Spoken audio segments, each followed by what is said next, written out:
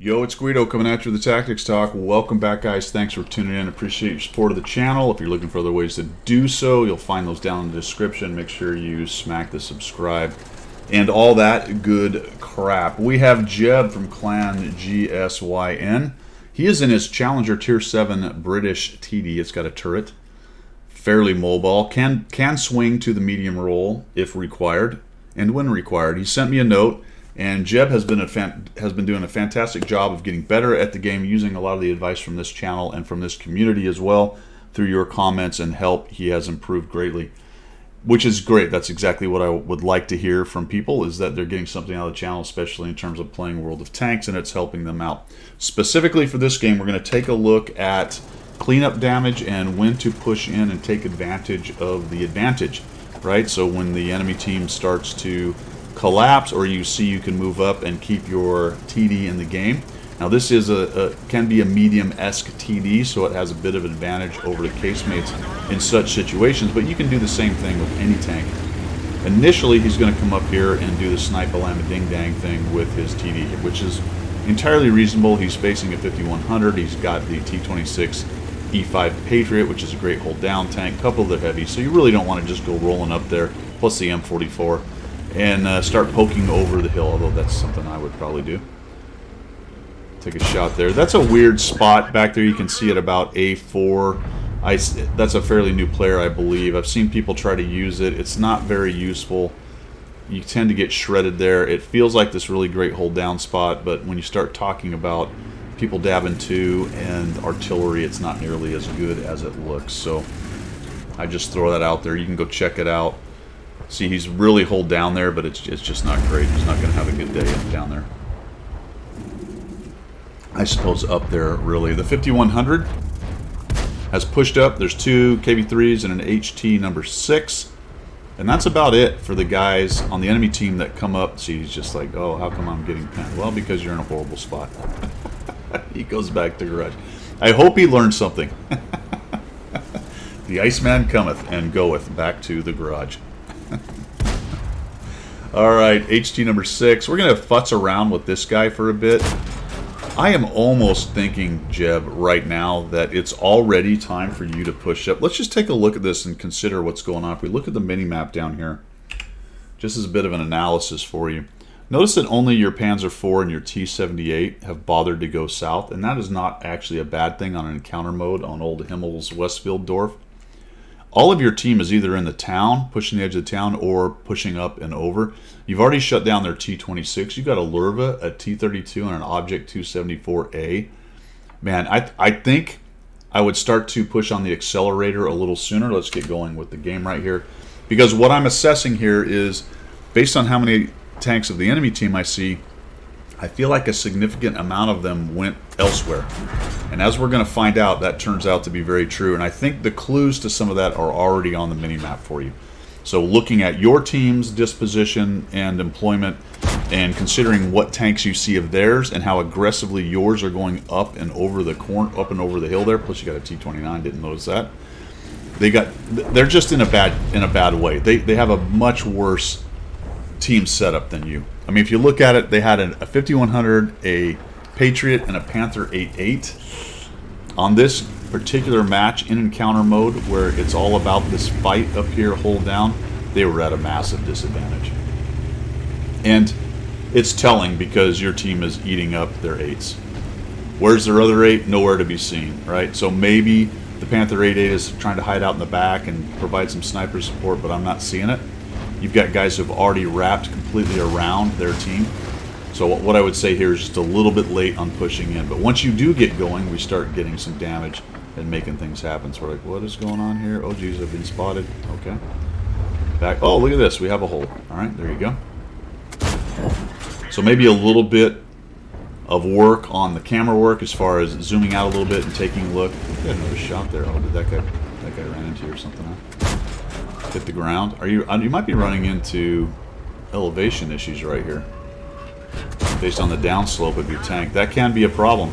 If you don't have a lot of elevation, you get those downslopes like that. Sometimes you have a problem getting your gun online. Alright, so this is the part where we start to get on the accelerator. We don't want to get too far out in front. There's still enough of their tanks left that if we unwisely rage out into the open, get lit, and are in draw range, render range for a lot of their team, we could get hammered. I like this move, up and over. Use these bushes, we know they're there. Kind of push in and see what we got. I would also push down here. There's a dip that you can kind of cover up right about there. So even if you do get spotted, you can at least go hold down a little bit. And now Jeb's just pushing in. We actually catch the IKB running. Zooming on in, put a shot on him, nice. He's going to go, oop, doesn't get away. Does not get away. 274 Alpha is with you. There's an Artie shot. Looks like there's scouts pushed up on cap. He might be looking to try to get some spots. Because now let's just pause and take another assessment of the game.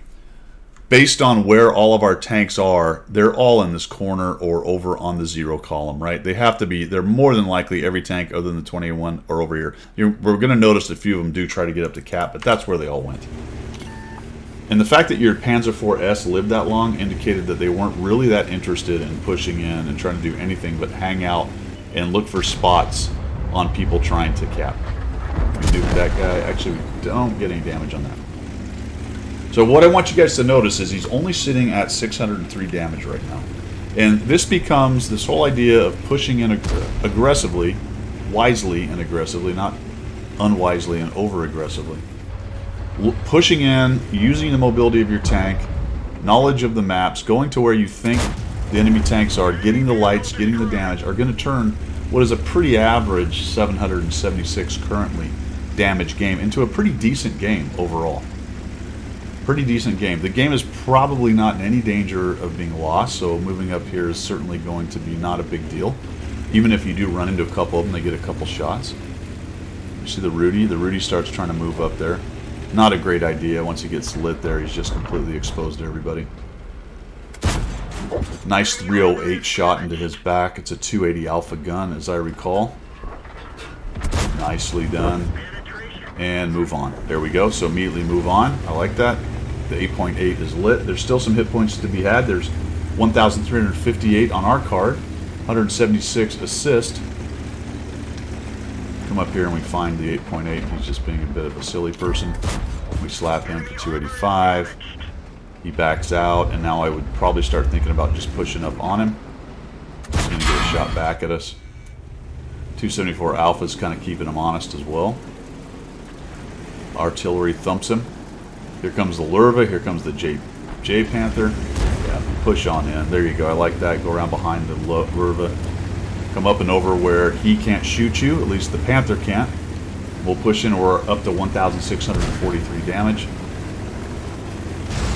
I can't stress this part of the game enough, especially if you're doing things, really anything if you want to win in general. We find the VC out there.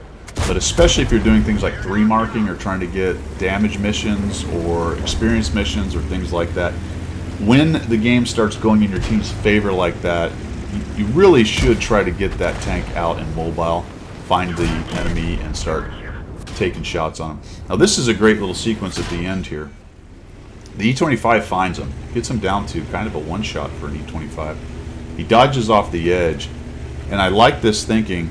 If he's thinking the E-25 might make a runner and try to get around behind him, he's absolutely correct, because he heads this way. So the Lurva and the object will light the E-25 if he stands pat.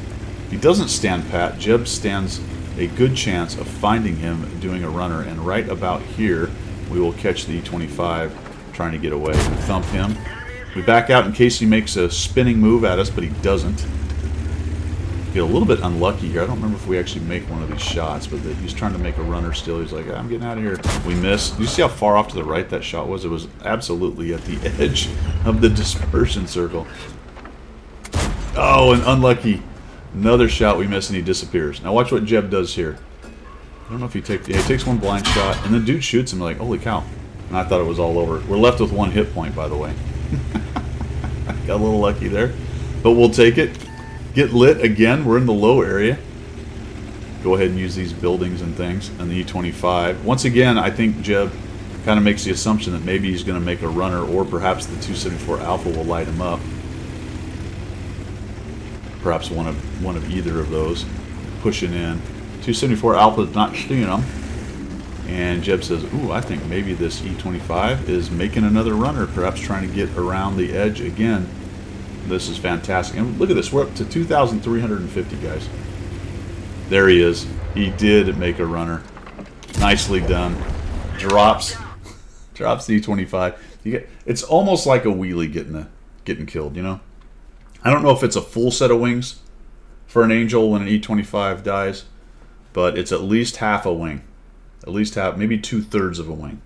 Some might argue it's a full wing, but it's always nice, satisfying to see one of the cockroaches get killed trying to run away. 5 kills, 2,625 damage, 287 assists, and took a really average game, fellas. You know, a lot of TD players will sit back where he was and take a long time to move forward, and if they do move forward, they're going to follow well behind their team. He was up front making things happen, getting damage, and he cranked a 700 damage game up to 2,625 with 5 kills. Turns into being a fantastic game. Thanks for sending that in, Jeb. I do appreciate it. I'm glad you're finding the channel useful and getting better. If you guys have any other suggestions or /opinions/advice, chuck them down in the comments. As always, we will see ya.